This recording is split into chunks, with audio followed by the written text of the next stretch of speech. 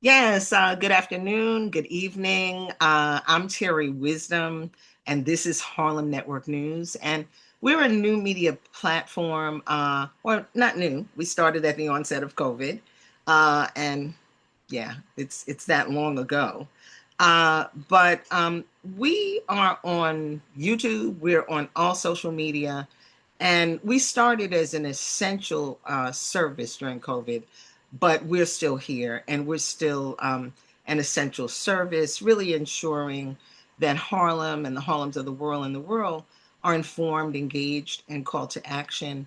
Often, things that happen in our community are not covered. People don't know what's going on. And that's where we seriously come in and will continue to be there. Media, especially at such a time as this, is just extremely important. But we are very, very honored today to have our new Democratic congressional candidate, and that is for the 13th district, which includes Central Harlem, which is in the person of Darializa Chevalier. And it's an honor to have you here. For having me. Yeah, thank you. Welcome. I'm very grateful because I feel like it's been 3 weeks, Yeah. um, since the Democratic primary. And I literally probably have seen you like 3 times. I've seen you at Defend Harlem, outside the state office building. Had the honor to interview you on a show I co-host with WBAI, What's Going On. And folks, you can go back in their archives and check that out. That was last Tuesday. I believe it was the 7th. But this is our Harlem Network News audience. And we would just like you to introduce yourself and let this Harlem Network News community know who you are, whose you are, and why Congress. Why did you run for Congress? And, credentials. Thank you. Well, thank you so much for having me, Terry. I'm so excited to get to talk to you again. As you noted, Darializa Avila Chevalier, or Darializa, and I'm the Democratic nominee for Congress here in New York's 13th district, which includes Harlem, Washington Heights, Inwood, parts of the Bronx, including Kingsbridge, Bedford Park. And I have lived in this district for over 14 years. I've been organizing here for that amount of time. And it's really been, for me, the honor of a lifetime to be able to do that kind of work, to organize our communities, making sure that we are at ICE check-ins, watching families who are getting split apart be brought together, making sure that we are, supporting communities who are facing housing insecurity and instability, making sure that we're supporting folks, through some of the hardest days of their lives. And I was recruited actually to run for Congress because when I was recruited, they asked me if I would consider it, and I really took it to heart and thought about it, thought deeply about this, because I would look around me and what I would see was more and more of my neighbors sleeping on the street while our tax dollars were going towards endless war and slaughter. And listening to our representatives tell us that there was never enough money for housing, never enough money for childcare, never enough money for the things that make our lives dignified. And yet, we were waking up every single morning for the past 2.5 years and watching our tax dollars go towards slaughtering communities abroad.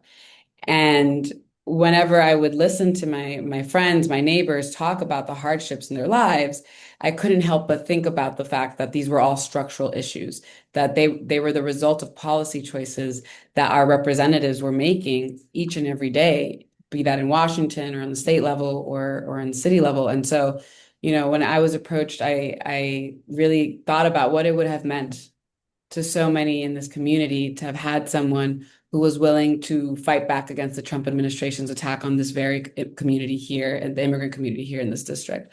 What it would have meant to make sure that we were fighting to keep the costs of living down so that, in a city where over 200,000 Black New Yorkers have left in the last 20 years, we could have protected those families and kept them here in New York. We could have made it so that, we're protecting the culture and institutions that make the city what it is. And so for me, this is a fight for our community. This is a fight to make sure that we feel empowered by our leadership and that we are not just sending someone to Washington and hearing back from them, every 2 years when there's an election, but actually having dialogue and being in conversation and feeling empowered by our leadership to be part of our process of democracy. Okay, well, thank you for that. And I think I'm Terry Wisdom. This is Harlem Network News. I'm here with our Democratic candidate for Congress, Darializa Avila, Avila. Avila Chevalier. And I think that we all have to do our part. I know one of my partners was always saying to me, well, you got to run for Senate. You got to do, you got to do something. But I think that my something that I'm doing is media and, information, connecting with people. I'm literally thinking about starting a task force where community members come to all of the public officials and say, what are you doing? What are you voting for? How is the money going?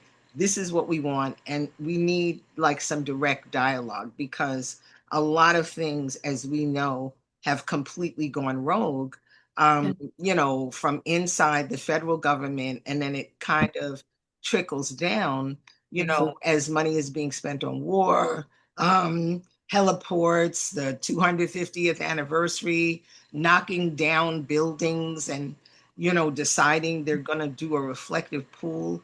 And meanwhile, giving money to, excuse me, billionaire friends, and so as we sit and we know, I just got gas yesterday and now the price is like back up over $4 in Manhattan. Yeah. I know there's some parts of Brooklyn you can get it cheaper, but that's what's going on, so it's kind of like, even people that have Medicare, like that's not free. That comes out of people's Social Security. You got to pay about almost $200 for it a month. And then you still can't get eye care. If you have to go to the dentist, you can't get that. And we know that these are extreme parts of health and healthcare. Yeah. So we have a lot going on here. But before we jump to all of those extreme things that are happening in the federal government, which is where you'll be, and then obviously you got to cross pollinate with everybody else. But could you just share with us, because some people are not clear, they Mhm. need to understand what is a democratic socialist? How does that connect that you're a Democrat and there's democratic socialists? And there's a lot of different, you know, news and information, some true, not true. Like, what is it? We'd like to know from you since you're a part of the organization, club, party. I don't know. People want to know. Thank you.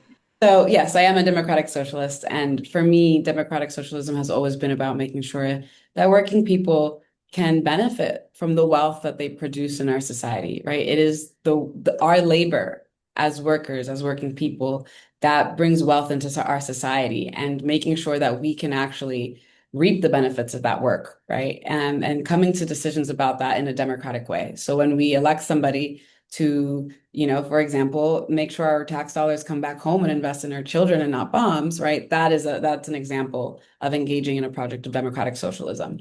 It's for me the fact that, for example, when a grandmother in our district decides that she has to make a decision between her blood pressure medication and her light bill, that is a failure of our current system, right? And making sure that we are rethinking our system into one where that is never a question she has to ask herself, right? Making sure that all members of our society are taken care of, and we know that we have the means to do this, right? Because we are in the wealthiest city in the wealthiest country in the history of the world, and yet we live in the second poorest district in the state and by some measures the country. And Wow. so there's a disparity in this reality that we are living, right? One where we are suffering the indignity as working people, we're suffering the indignity of poverty, and yet living in the wealthiest city in the wealthiest country in the history of the earth. So we can address this. What we've lacked is political will. And what we've seen in the Democratic Party is that, like their Republican counterparts, they take money from corporate interests. And it makes it so that they're not actually fighting for the working people of our country. And, I'm very proud to have run a campaign that rejected corporate money and did not take a single cent from corporations or corporate PACs. And so we were able to stay committed to the working people, right? And to that vision that fights for working people. And so that's what I will continue doing.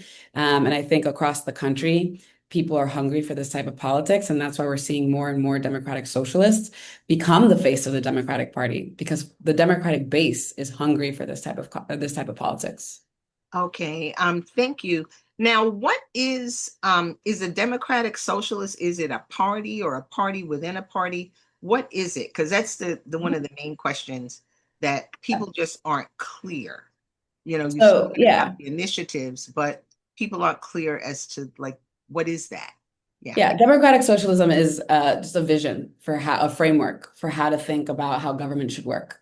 And there is a group called the Democratic Socialists of America, right? And I'm a member of the DSA, I'm a dues paying member. And basically we are taking on an electoral strategy of making the Democratic Party responsive to its democratic base, most of whom actually share these ideals of democratic socialism. And, at the heart of it is about centering working people. And so, I think most Democrats and like Democratic base actually know that they are working people and want to see their representatives fight for them and fight for working people at large. And that's been the strategy of the DSA is to build power for working people across the country. And particularly in New York City, we're seeing more and more that people are hungry for a politic that includes them in the process of democracy.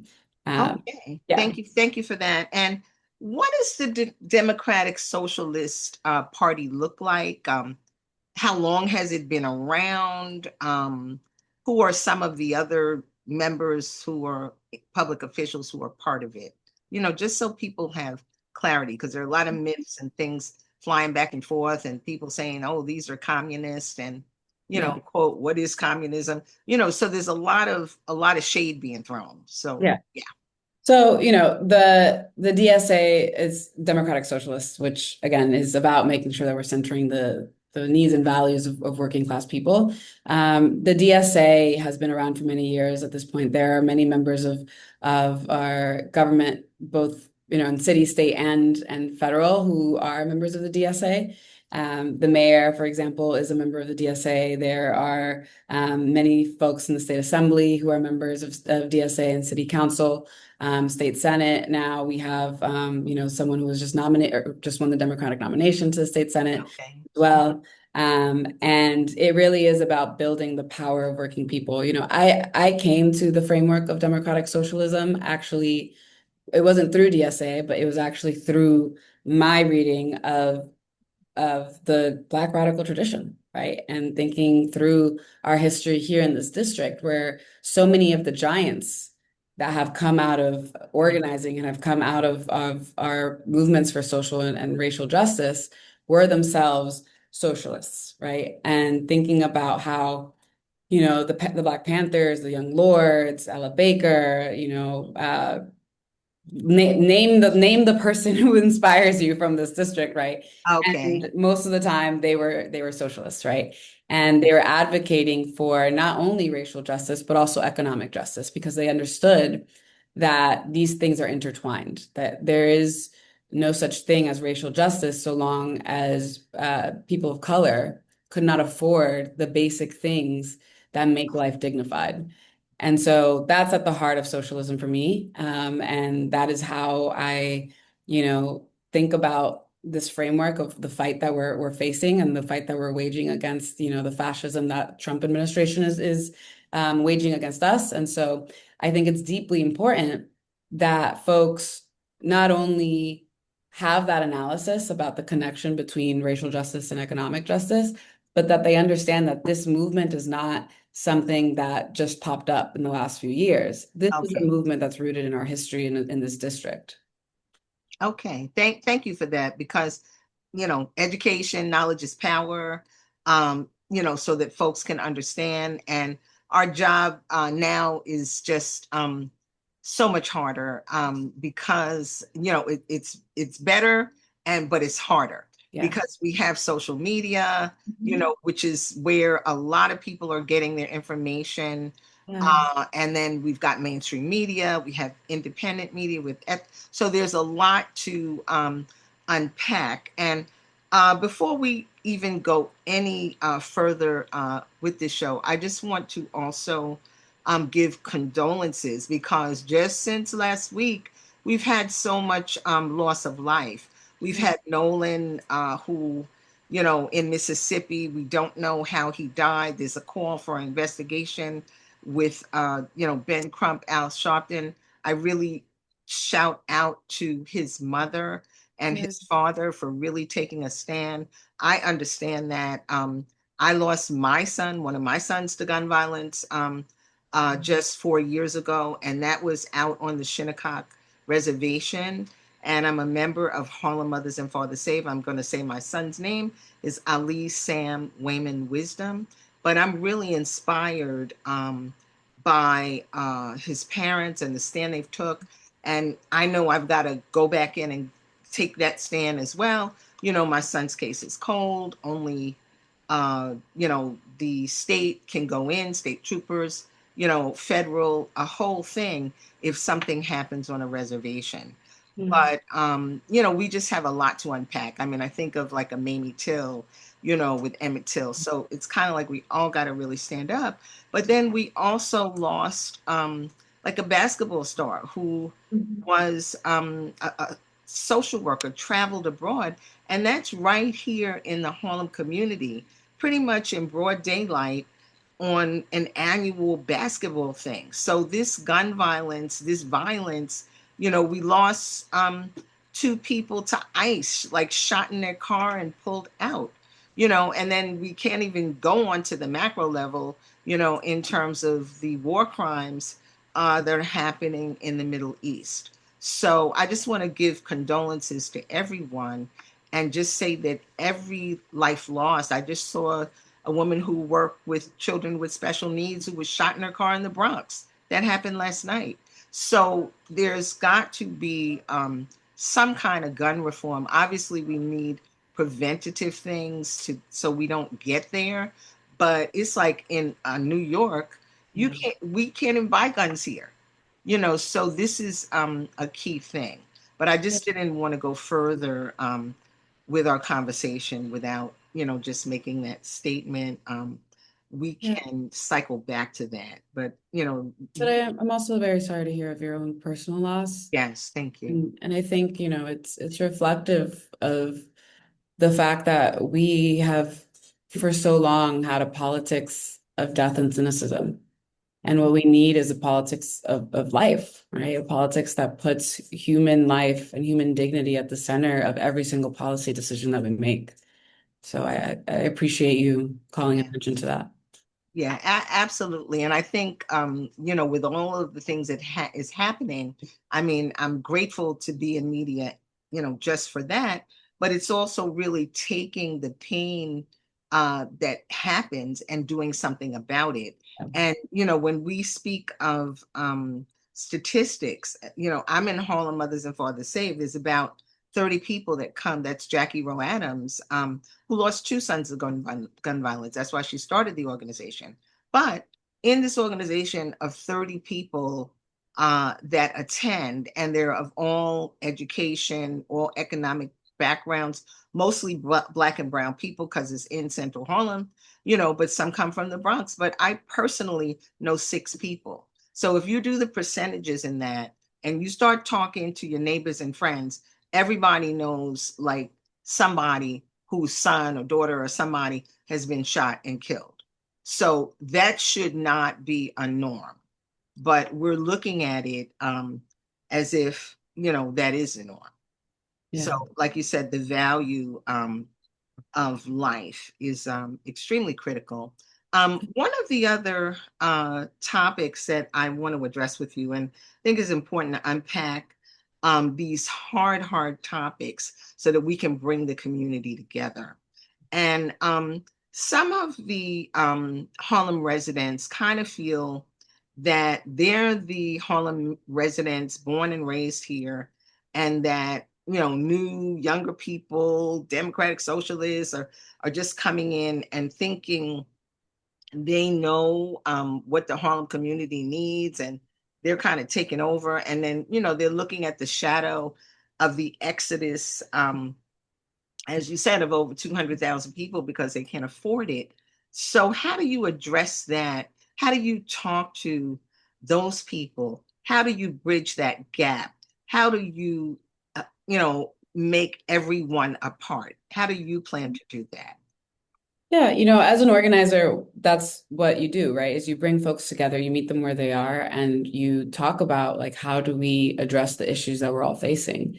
Because affordability is something that has deeply impacted almost everyone in this district, right? And I think Black Harlemites get hit the hardest in this district when you think about how, like what it's meant for the community to be able to stay here, right? You think about even uptown in Washington Heights, Little Dominican Republic, we're losing a lot of Dominicans in Washington Heights as well, right? And so I think all of us are facing the crisis of affordability, and that's why affordable housing and housing for all was at the heart of my campaign. I think so much of our policy stems from our community being able to have dignified and affordable housing because that is a public health issue, that is a safety issue, that is just a basic human dignity issue, right? And it's deeply important for us to make sure that we are combating this crisis on every single level.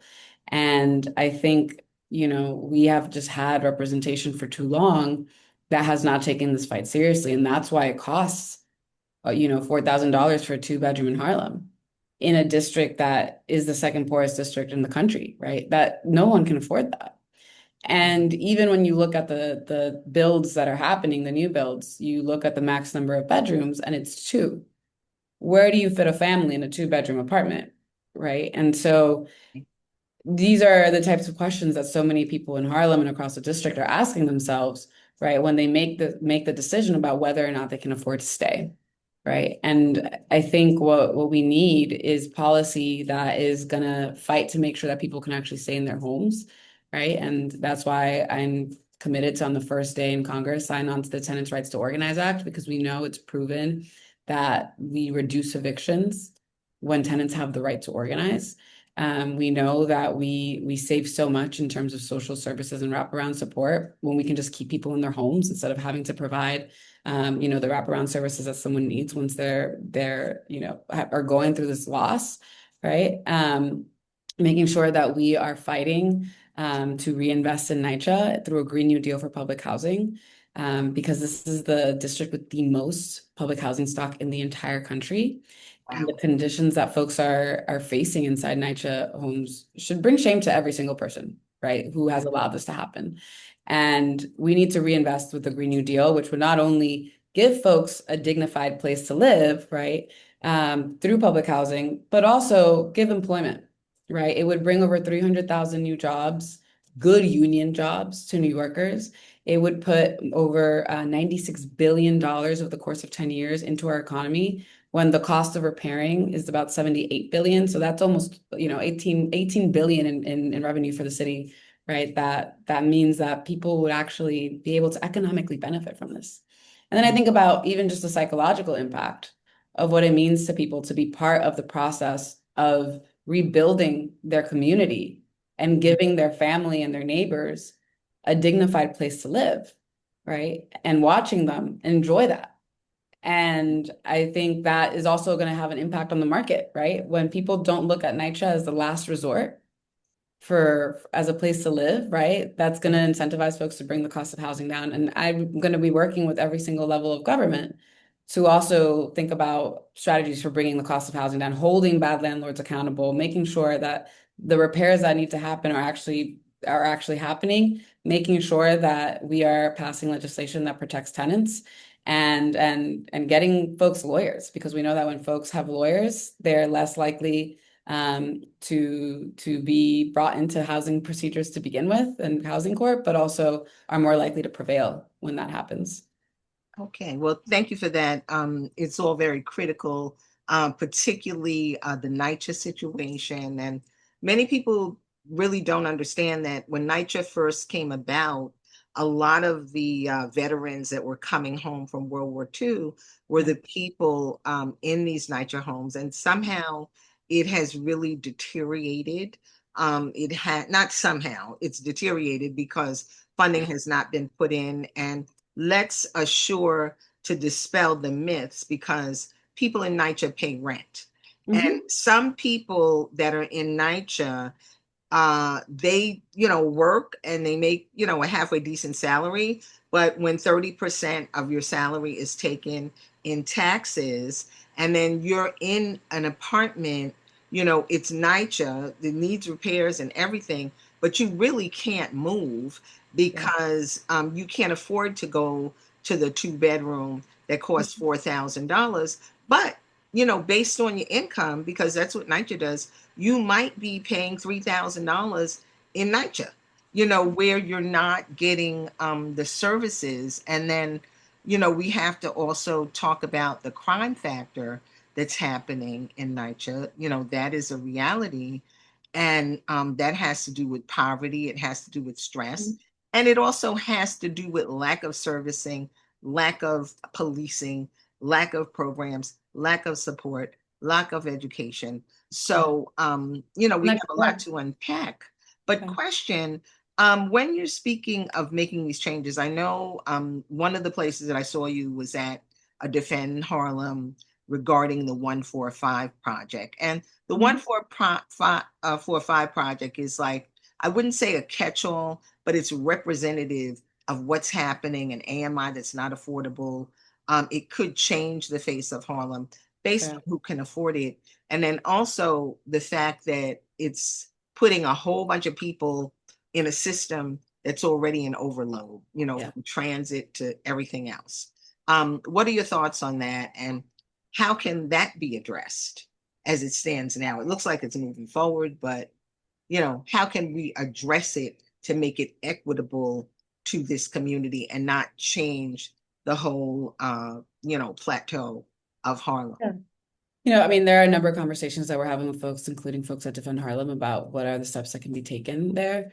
And I think one of the, to your point, I think it is reflective of a larger issue, right? A larger issue where what's considered affordable is not actually affordable to most people in this district, where the median income is $57,000 a year, right? And so to have a context where, these corporations, right, are coming in, they're building these high rise and these like quote unquote luxury apartments. And even what is considered by the AMI standards affordable is not accessible to anyone Yeah, in the community. 80 to Right. Exactly. $120,000, not And affordable so for the Harlem at community. all, at all. And so what that does obviously is that it means that people can't rent in these buildings, but it also brings up the cost of housing in the surrounding areas that prices then people from the surrounding area out of their homes. And so, I think it's deeply important that we reassess AMI generally, right? And the way that this is measured, because it includes currently some of the wealthiest districts in the country in that measure, right? And it doesn't make sense that in the second poorest congressional district, you're also factoring in the wealth of surrounding neighborhoods, right, that are some of the wealthiest in the country into that calculation around the average median income. The average median income needs to be actually reflective of what the people who live in this community actually make. And we need to make sure that any housing that is built, right, is housing that's accessible to the folks who live here and need to access that housing, right? There's a housing shortage, but there's also a lack of what I see interest from, the market to actually allow folks to live in dignified housing here, right? And so making sure that we're addressing that as well. Okay, well, thank you. Thank you for that, because I know I'm Terry Wisdom. We're winding down a little bit, but this is Harlem Network News. I'm here with our candidate, Darializa Avila Chevalier, for Congress for the 13th District. Now, the AMI situation, that is coming from a federal level. Because I Mhm. know when everybody's talking to public officials, they're going, oh, AMI, that's federal. We can't do anything about it. But I don't believe that there's anything that we can't do anything about, Right. especially if it's really impacting our pocketbooks, it's impacting our livelihood. It's impacting our life and our really our health, the stress factor of, and when you say it, I guess we know it, but we don't know it like that. When it says, okay, New York City is like one of the, has some of the poorest people Yeah. in the whole state, in the whole country, but we're here and we're living it day to day. So we Yeah. really don't think about it like that because, particularly a lot of the people of color, we're survivors. We came across the Mayafa, they killed all the Native Americans, or we journeyed from another country and made a way out of no way. So we're really not thinking about it like that because we're thinking about, we will survive, but that's a real factor when you factor it in. I was working on my PhD in sociology actually for many years, and Mm-hmm. I taught sociology. And the thing I would always tell my students is that there is nothing in society that wasn't made by people. Anything that was already made, we can remake any way we want, right? And I think if we're clear-eyed about what the issues in our society are and what the barriers are to changing things, we can be clear about what our path towards changing it can be, right? And this question of AMI, right, to me is simple, right? In the sense that we just need to understand what it is, who holds the levers of power to change those conditions, and what do we want it to actually look like. Once we've answered those three questions, we can begin our path towards actually, changing these things to have a material impact on people's lives. And that's kind of how I think about everything, right? I'm trained in sociology. That's kind of how my brain operates. And I think that if we can come together as a community to actually address these issues, talk about, well, what does my day-to-day reality look like, and envision the day-to-day I want to live in, right? We can close that gap, and we can do that together as a community. Okay, well, thank you for that. And I know that District 13 is extremely diverse. And I think at some point from when we had Congressman Rangel, at a point the district got cut up, Mhm. and so you've got like Central Harlem, you got part of East Harlem, as you mentioned, you got, part of Washington Heights, you got part of the Bronx. This is a diverse district. And the needs of different parts of the district are different. There's even been like situations like where people in Central Harlem were feeling like, oh, the Black people aren't getting anything, the Mhm. Dominicans are getting everything, or the East Harlem people are feeling this. But and there's different language things going on. Like, some part of the district is speaking pretty much Spanish only. Then, we have a lot of Francophone, Africans in the district who may only be speaking French. We got, Arab people who are only speaking Arabic, maybe not reading it. So how do you, Darializa, bring these people together, bring equity for everybody in the district, and also make it a cohesive place where we can all work collectively and benefit and respect one another? Yeah, Different cultures, yeah. yeah, absolutely. I mean, I'm really grateful and proud of the fact that we won in this primary, the youth vote across every racial and ethnic background, right? Folks were really excited to come out, and we built a multiracial coalition that showed that when we come together, we can deliver for working class people, and present a vision that brings working class people together. And at the heart of that was making sure that we were speaking directly to people, that we, had literature in both French and Spanish in addition to English, right? Making sure that we had canvassers who were multilingual, right? Who could talk to folks. I myself, I speak Spanish. My French and my Arabic are not the best, but I have, there Yeah. things that I've tried to work on and learn, and can like actually speak. I think for a lot of people, if you can just try, Yeah. right, that goes a long way. Mhm. And I think when we think about language justice, that has also been part of a lot of my organizing work around immigration justice. Mhm. It's fighting to make sure that people not only have the representation that they deserve in like courts, or making sure that they have organizers that are backing them and supporting them in their cases, but also something that a lot of folks don't know is that in these courtrooms, sometimes you have to wait a much longer time depending on what your native language is, right? Mm. And so you're denied Yeah, because you need a access. translator, even if you go Exactly. to the hospital, Exactly.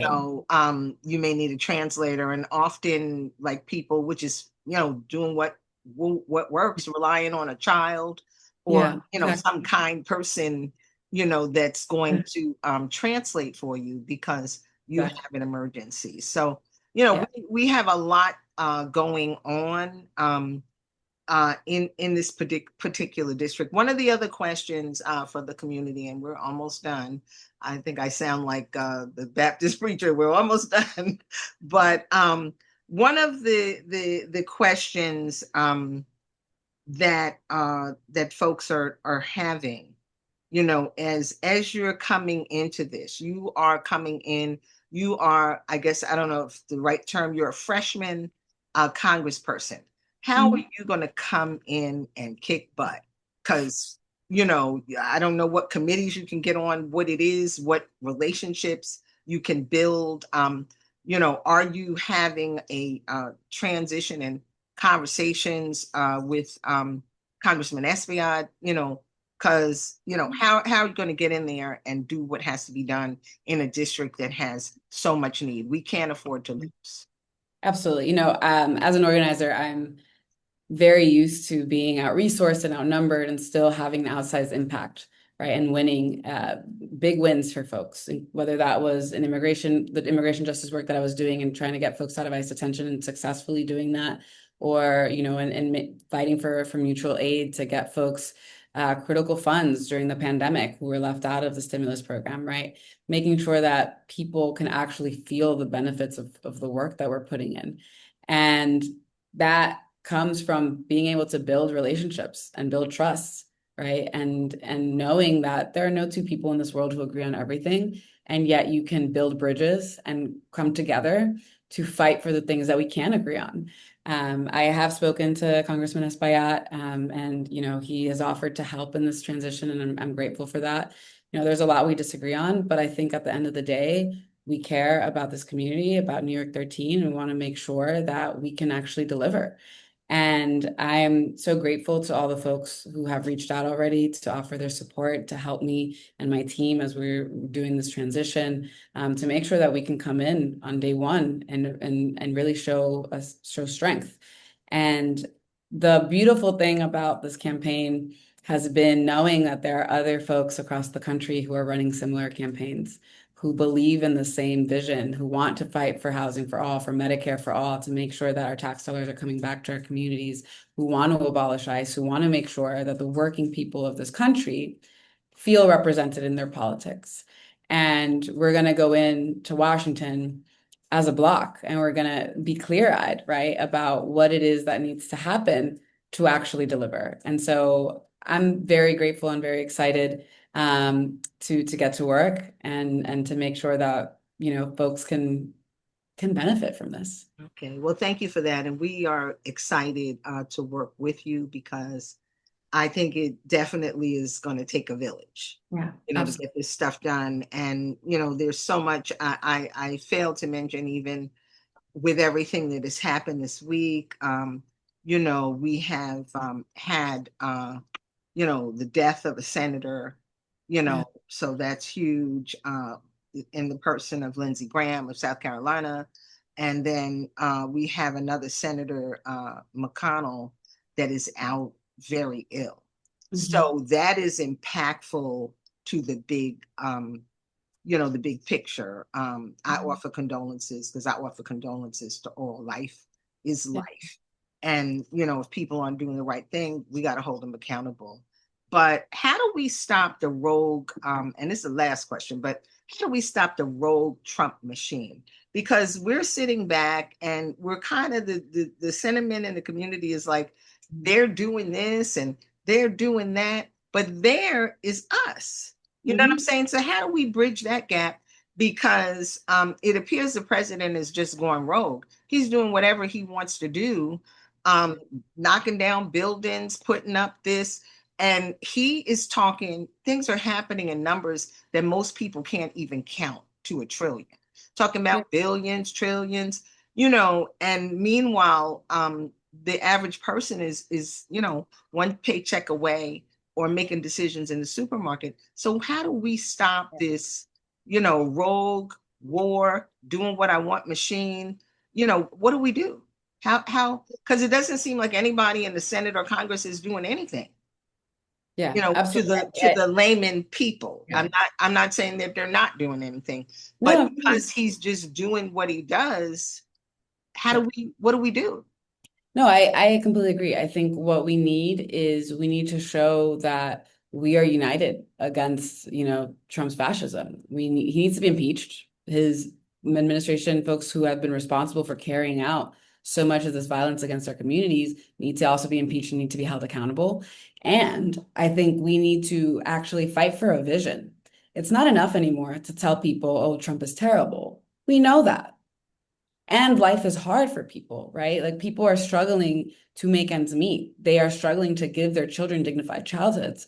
And it's not enough to instill more fear in them when they're already fearful. We have to present a vision as a Democratic Party for the world that we deserve to live in and a pathway towards how to get that world, right? And that's why I think so many folks resonated with our campaign because it wasn't just about saying, the doom and gloom of what is. We know it. We live it every single day. We need to also present a vision for the world that we're actually going towards, right? And world where we do have housing for all, where our money is coming back to our communities to invest in our babies and not bombs that are being dropped on babies abroad. So in a world where we're not having to fear ISIS terror, right? Where we have abolished it. And so it's important that we have a Democratic Party that is staying focused on that, right? I think so much of what Trump does and does well is distract from the fight that we need to be having, which is around making sure that the working class people of this country feel represented, feel empowered, right, by their leadership, that they have the basics that they need. Because if you are worried about where your next meal is going to come from, what do you care about whether Trump is calling so and so names, right? And so it's imperative that we don't get lost in these The distractions. distractions. I was going to say the same thing because there's a lot of distractions. So thank Exactly. you for sharing that. And with the campaigns, there was just other questions. And I know this is a lot, but I want people to go away with some clarity so then they can come and just be a part.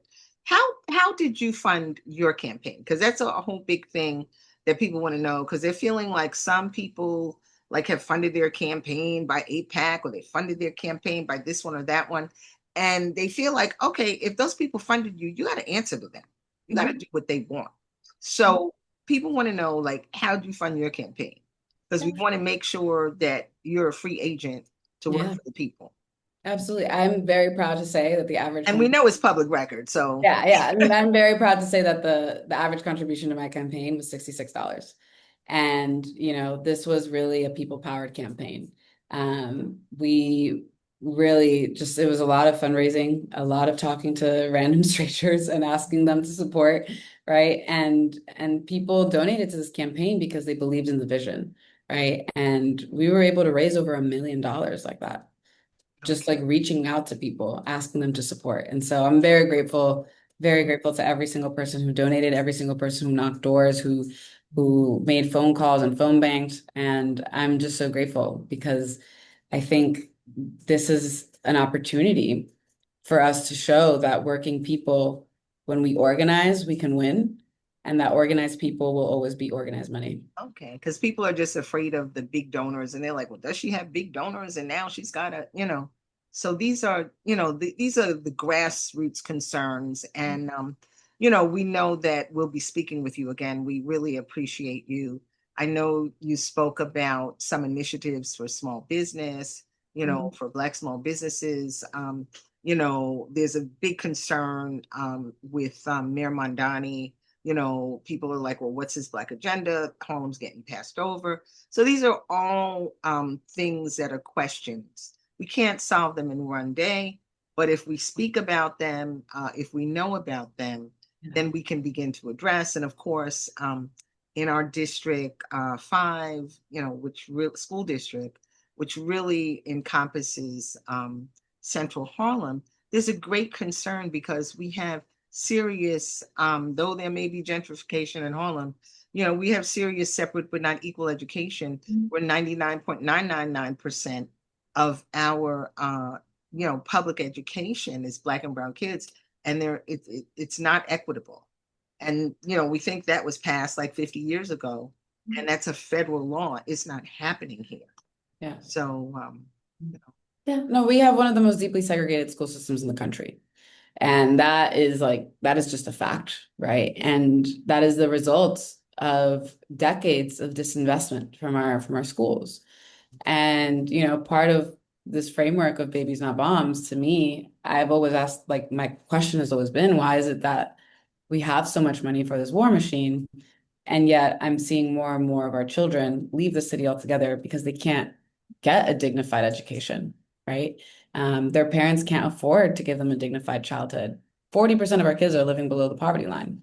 Yeah, absolutely. As compared to 26% of the overall population in this district, which is still crazy high, right? But I think, the questions around where we are as a society can really be answered by how are we treating our children? What kind of childhoods are we giving them? And if we have systems that are consistently failing them, then we need to really re-examine the entire structure of government that has failed them, right? And so really at the heart of this for me, the phrase that I just kept saying was babies not bombs, babies not bombs. It's because I really do think that the health of a society is marked by whether or not our kids are happy, right? And whether or not they can have the things that make a childhood good.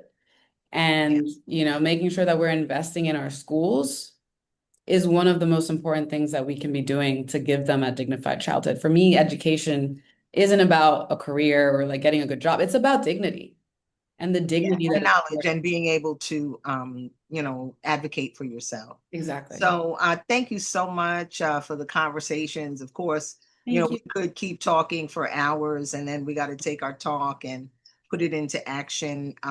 So if you could just share, as you're preparing for November and preparing to be a new member of Congress, where can folks get in touch with you? Because I think it's important, you can't start in January, you've got to start now. Yeah, absolutely.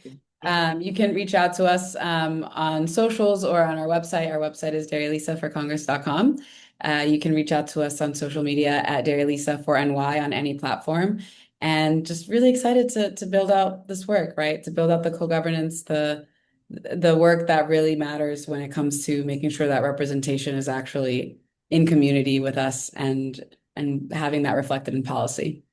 Okay, well, thank you. We're going to keep going. We're going to keep reaching out. I'm Terri Widom. This is Harlem Network News, and this is what we do. You can reach us directly at 646-261-5397. You can email us at harlemnetworknews@gmail.com. We have our website, harlemnetworknews.org. We're revamping it up, but it's there. And you can also please subscribe to our YouTube channel, follow us on all social media, donate, Zelle, Cash App, the coordinates of Harlem Network News.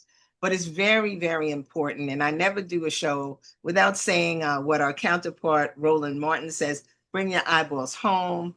Because honestly, we're trying to bring you the news and information, and it's not free. And we know that everybody's watching Tubi, but Tubi is owned by Fox. And when you're watching Tubi, those advertising dollars are going to them, and we're getting the crumbs. So bring your eyeballs home. So thank you, thank you, thank you. And stay strong and stay informed, engaged, and action, folks. Got to do it. It's for us. And it's for those children, those babies. So thank you. And yes, we can, and we will. Thank you. Have a great day. Take care.